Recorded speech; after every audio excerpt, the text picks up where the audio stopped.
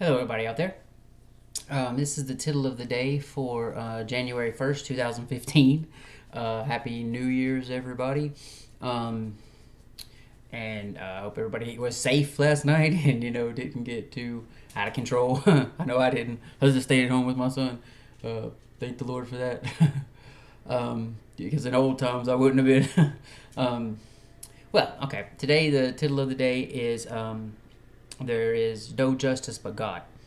And I was reading Romans 8. I think that's what opened it up. It was Romans 8. And it talks about that, it is God that justifies. And I started thinking, it's God that justifies. So it's the same way all judgment has been given to Jesus, right? He's the only judge. God doesn't even judge anymore. He gave it, the Father gave it all to the Son.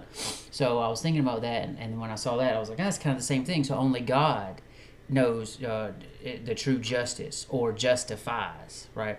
So I want to show that. And so only God can justify, make you free from guilt, okay? Because if you go to a worldly judge, they make you feel completely guilty and full of guilt, right? Whether you did something or you didn't do something. Sometimes you're full of guilt because you did commit a crime or a sin or something, but God, a lot of times, as long as you confess and confess to Him and ask for forgiveness, you don't have to be guilty, really, right? You don't need to go do it again, but you don't have to feel guilty about it. Okay, and also justify can mean approve you, right? So He can only be the one who approves you. And He's the only one who can give you right standing with Him, justify you, give you right standing with Him. Okay, so that's awesome if you ask me. So let's look at that in Romans 8, 31 through 33. What shall we then say to these things? If God be for us, who can be against us? He that spared not his own Son, but delivered him up for us all, how shall he not with him also freely give us all things? I like that. Give us all things, right? I mean, He gave us His Son. I mean, what else would He not give us, right? That's so awesome. And I got a video probably tomorrow that I'm going to do that God will take care of everything you need. God will take care of everything you need, okay? Not that you want to, buy and spend and all that. He'll take care of everything you need. Just like with Jesus, He took care of us. Who shall lay anything to the charge of God's elect? It is God that justifieth.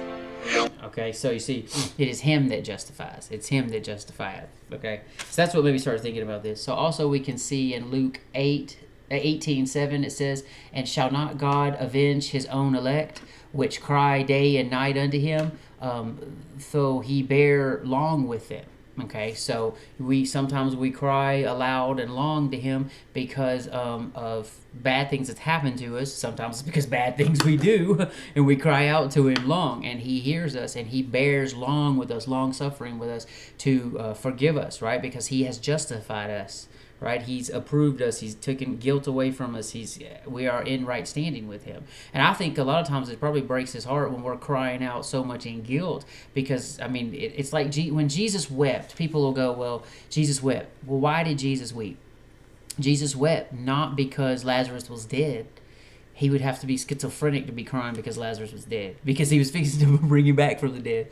So He wasn't crying because of that. He was crying because they were all so sorrowful. He was feeling their sorrow because of what earthly sorrow felt like, but also because I believe it was a lot about because of their unbelief. Because if He's the Son of God, God incarnate, is walking right there telling them about the resurrection and all that stuff, and that He's setting them all free, and they're crying because Lazarus is dead. And Jesus is right there. It's like, why are they so upset when they should know, especially with Jesus there, that they're going to be with Him again, and that it's probably a better thing because He is in heaven, and Jesus brought Him back to be a sign for us, in these times, and to them, but to us too. So He didn't weep because of sorrow for Lazarus being dead. He wept because of their unbelief and their earthly sorrow that He was feeling at the time. You see, so. And we weep day and night like that. Like this says, we cry sometimes, for the things that we did. But it would break God's heart, because we shouldn't have to feel that way. He doesn't want His children to feel that way. Who the Son sets free is free indeed, right? Okay. Also, Isaiah 58 says, He is near that justifieth me. Who will contend with me? Let us stand together. Who is mine adversary? Let him come near to me. Okay, so you see in these verses, it's almost like, and in Romans, it's like who can stand up to God's elect, because God is with them through anything. Okay, God is love, and He loves His children no matter what they do. That's what the prodigal son teaches us, is no matter what you did, you spent all the money, you did all these whole wicked things, you did all these sinful things, but the son comes back to the father, and the father loves him no matter what he did, and threw a big party for him. It's like your children can get away with a lot of things that other people's children can't. It's like that, right? So God loves us no matter what. All judgments are given to the son. So God is just love. So, I mean, it's like He's the ultimate parent. That it's like, no, if you even go and kill somebody, God's like, don't mess with my son. He may have had a reason to do that, I mean, that's the way it is, whether you realize it or not, because Abraham lied about his wife and manipulated and stuff, and God Abraham was in the wrong. And God told the Pharaoh, "Don't you touch her, or I'll hurt you, and I'll hurt all your people." So there you go. Same thing with Moses. Sometimes Moses was in the wrong, but God stuck up for Moses. Was a murderer, and God chose him and used him against Pharaoh. Who, you know what I mean? So it's like God stands up for His people, and no matter what, they do. His children, those are His children. He's protective over them, like it says. He wants to take His wings and cover them like a chicken, all that kind of stuff. It's like He's protective no matter what. He's a protective father, which is awesome if you ask me.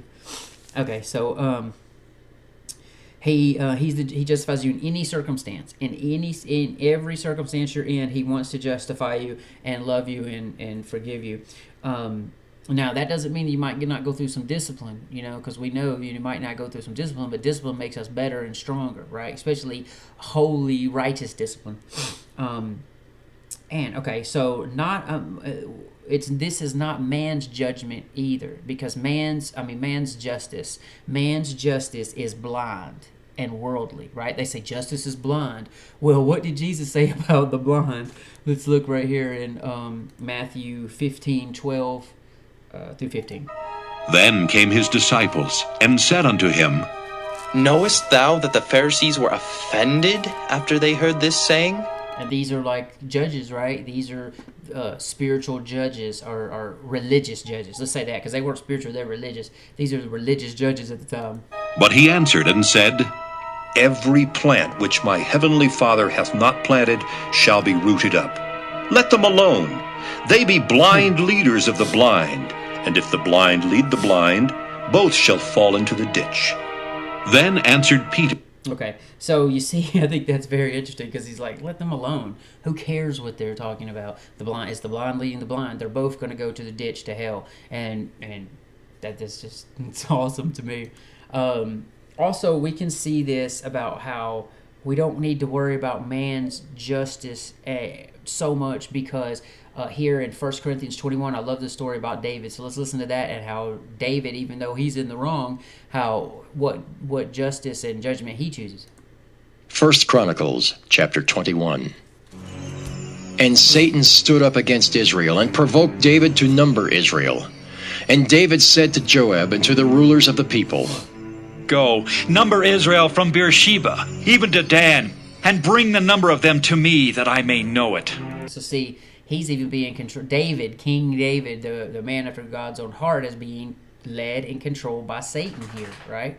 And Joab answered, The Lord make His people 100 times so many more as they be.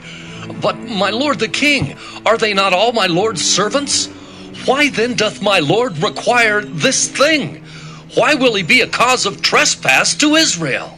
Right, because to me, it's like, God fights the battles really for Israel, and it doesn't matter how many men you have in your army. It doesn't matter if the Israelites had 30 men, 300 men, or 1,000,000 men. It's God who fights the war for Israel. So that's why I don't need to count them. Nevertheless, the king's word he basically was having faith in man instead of faith in God, David was. Prevailed against Joab. Wherefore Joab departed, and went throughout all Israel, and came to Jerusalem. And Joab gave the sum of the number of the people unto David. And all they of Israel were 1,000,000, and 100,000 men that drew sword. And Judah was 460 men that drew sword. But Levi and Benjamin counted he not among them, for the king's word was abominable to Joab. And God was displeased with this thing, therefore he smote Israel. And David said unto God, I have sinned greatly because I have done this thing. But now I beseech thee, do away the iniquity of thy servant, for I have done very foolishly. And the Lord spake unto Gad, David's seer, saying, Go and tell David, saying, Thus saith the Lord, I offer thee 3 things. Choose thee one of them, that I may do it unto thee. So Gad came to David, and said unto him, Thus saith the Lord, Choose thee either 3 years' famine, or 3 months to be destroyed before thy foes, while that the sword of thine enemies overtake thee. Or else 3 days the sword of the Lord, even the pestilence in the land, and the angel of the Lord destroying throughout all the coasts of Israel. Okay, so it's basically choose man's justice coming against you because of what you've done wrong, or the Lord's justice coming against you for what you've done wrong. Now therefore advise thyself what word I shall bring again to him that sent me. And David said unto Gad, I am in a great strait. Let me fall now into the hand of the Lord. For very great are his mercies. But let me not fall into the hand of man. So the Lord sent pestilence upon Israel, and there fell of Israel 70,000 men. And God sent an angel unto Jerusalem to destroy it. And as he was destroying, the Lord beheld, and he repented him of the evil, and said to the angel that destroyed, It is enough. Stay now thine hand. And the angel of the Lord stood by the threshing floor of Ornan the Jebusite. And David lifted up his eyes, and saw the angel of the Lord stand between the earth and the heaven, having a drawn sword in his hand stretched out over Jerusalem. Then David and the elders of Israel, who were clothed in sackcloth, fell upon their faces. And David said unto God, Is it not I that commanded the people to be numbered? Even I it is that have sinned and done evil indeed.